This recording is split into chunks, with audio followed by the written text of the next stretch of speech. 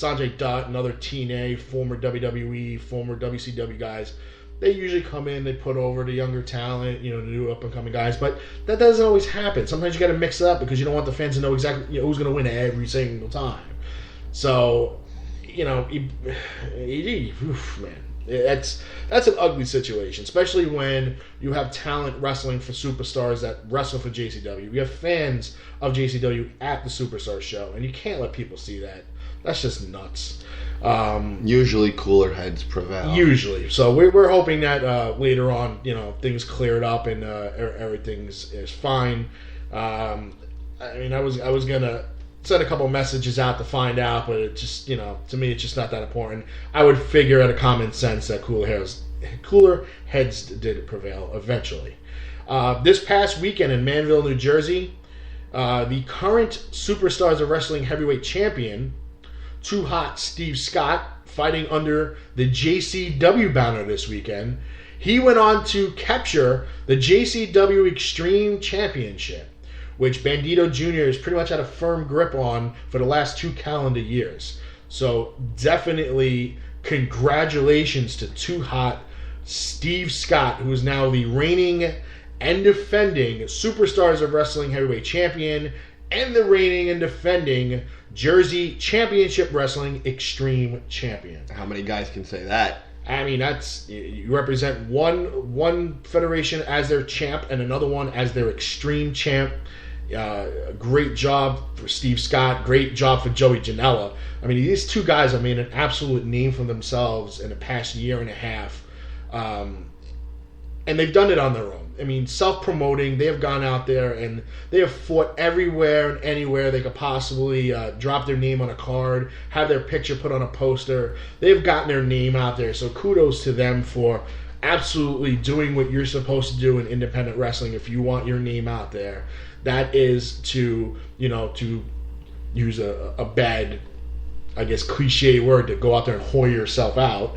I mean, that's pretty much what you're doing, and you're getting paid to wrestle, not a lot, but the whole point is you want to get your name out there. Once people start repeating your name, once people start repeating your name, and then you start seeing it on social media, and before you know it, other promoters and federation presidents see it, they get interested, they look you up on YouTube, they like what they see, they invite you to their show, and before you know it, more and more views of Joey Janela and Too Hot Steve Scott. These guys do very well, very entertaining, very good wrestlers. Joey Janela, speaking about Joey Janela, him and Kyle the Beast put on another amazing show this weekend. Okay? And at this time, I guess our guest is calling in a little early, but we'll take that. We want to welcome to the show Thunder Rosa. Welcome to the show. Hey, how you doing? How are you? I'm on the road to Chico. We have a show today, believe it or not. Oh, all right. Well, how is the weather on the West Coast? Because I'm sure it's not 12 degrees. What was that again? I said, how's the weather on the West Coast? Because I'm sure it's not 12 degrees. No, we're like 65 degrees. Oh, I know. You must have a sweatshirt. Really nice. I have a sweater. I'm always cold. So. She has a sweater on. Ah. It's 16 degrees here. I mean, come on.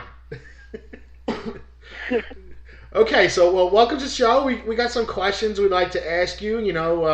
Let your fan base know a little bit about you.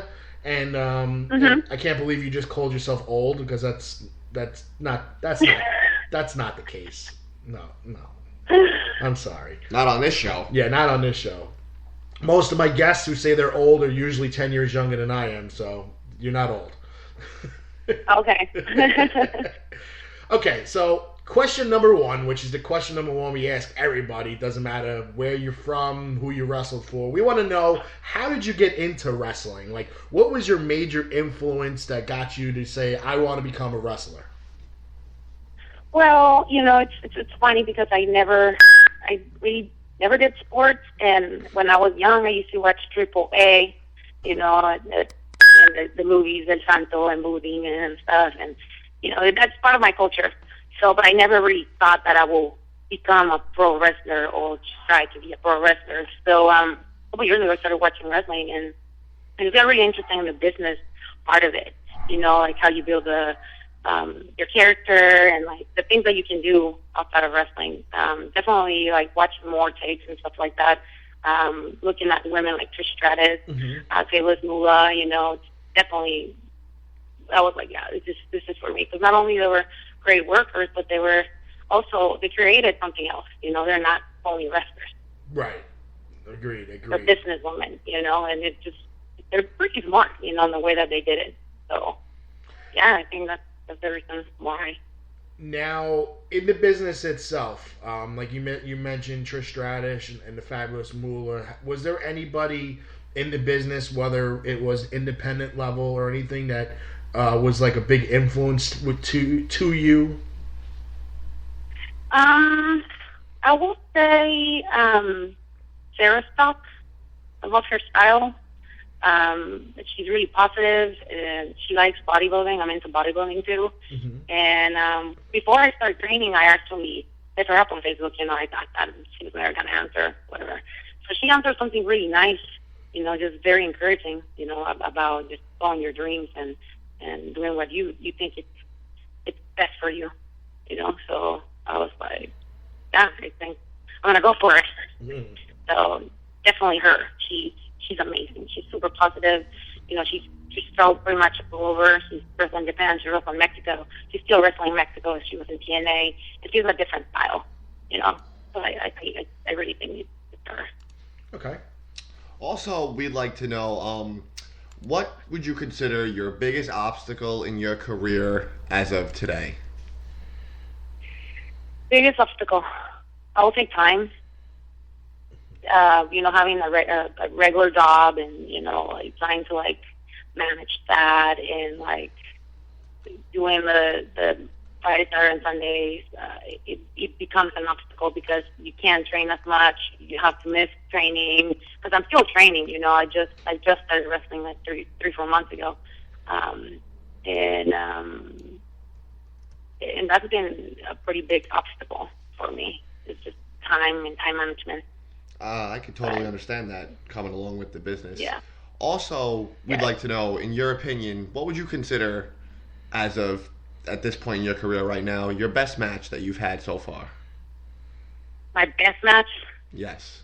Wow. That's a really good question. I only had so far like 5 or 6 matches. I'm definitely working with the biggest few that I have right now, Kikyo.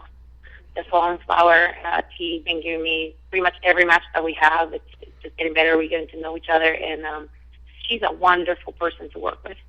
And I'm really blessed that she's the person that I'm working with, and in different places in Lake Extreme, Gold Rush, which is my home, at DCW, which is in Oroville, and right now I'm going to a GGP Great Grand Prix in Chico. I'm going to actually have a match with her today. So I think it will be with her every match that we have. It would take her up a notch, Now, what do you feel that are what's your long-term goals? I mean, everybody has short-term goals. Get to the arena safe. Put on a good show. But what's your long-term goals? Where do you see yourself maybe 5-10 years? 5 or 10 years. Well, definitely, I would like to take wrestling a step further. I would love to go and train in Mexico and maybe have some shows over there. Once I start getting much better, go to Japan. I will. After that, I think in 10 years, I definitely would like to work. If I'm not wrestling, I would like to become a personal trainer. And train other women. And that they don't believe that they can, make something out of fitness and make fitness their life. Like definitely fitness and wrestling has changed my life completely. I have become stronger, have become more confident, and it's taken me places. So I want to just have that to other women, just empower them so they can feel the same way. So what it kind of sounds like is, say maybe 10 years down the road, you feel that you'll be doing a little less wrestling and more teaching? I would love to. Yes, definitely. Okay. Definitely. So I would have to say that one of your obstacles that you might feel deep down inside is, like you mentioned earlier, your age might be against you, because maybe in some of our guests in 10 years they're just turning 25, or 35, and Yes. I don't we don't ask ages here. Sometimes people volunteer, but the way it makes it sound, it's just like your long-term goals is like how much time you have left wrestling, but physically, but you'd like to train the next generation.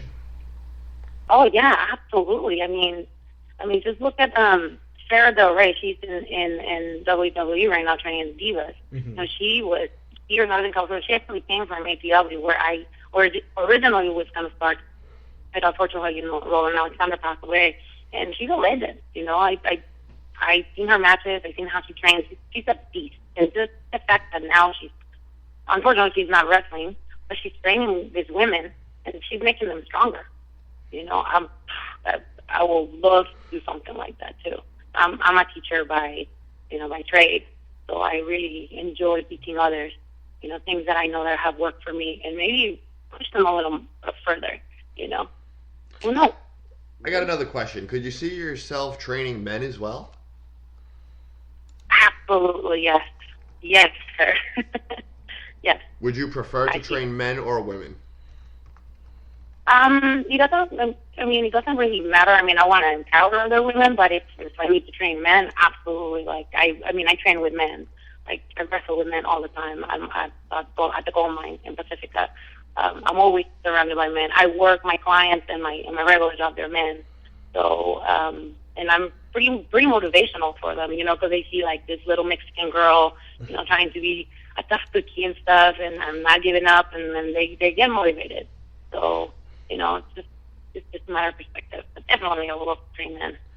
Now, a lot of Mexican wrestlers, they decide somewhere in their career that they want to wrestle under a mask. Has that ever happened? Have you ever wrestled under a mask, or did you say from day one that that's not your type? That's not my type. I don't feel comfortable having a mask. I don't mind putting makeup on. I actually use makeup. I use the Day of the Dead makeup for Lucid Cream.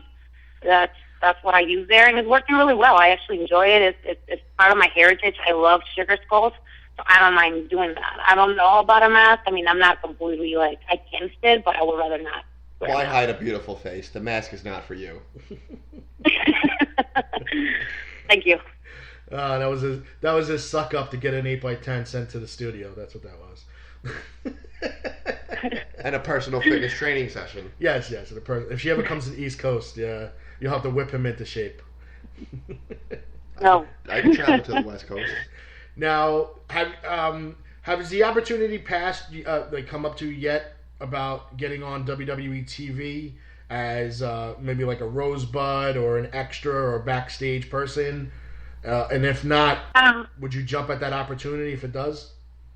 You know what? It's funny that you mentioned that, because I just did it 2 weeks ago. It wasn't televised. It was a home show in Sacramento, and I was a rosebud, and I came out, as my character with the gear, Thunder Rosa, and everybody was like, "Hey, you didn't have to dress up," and I was a rosebud. It was really cool, I just never thought that I would do that. It just came really quickly. Somebody texted me, "Hey, you want to do this?" And I was like, "Absolutely!" It was no question about it. So I really enjoyed it. It was really fun. I wouldn't mind doing it again, to tell you the truth. It was, I got to shake hands with really good people, have really good conversation with some of the referees, just learning. It's just learning everything and absorbing like a sponge. For me, that is what makes wrestling so amazing. Is I get to learn from so many different people and see where their backgrounds are, where they came from, where their motives are, and why are they in the business, and why they want to keep working in this business. Because this is a crazy business, just the schedule that they had. I was in the back, and then I'm very observant, so I was looking at the schedules and how they have everything set up, and I'm I see when they came around 3:30, and then they have to leave right after the show was over because they have to take a flight to go to Louisiana, and then they were not going to get into Louisiana until 5 4:50 in the morning. I'm like, Jesus, this is crazy. Yeah, and you like see the that's passion crazy. that all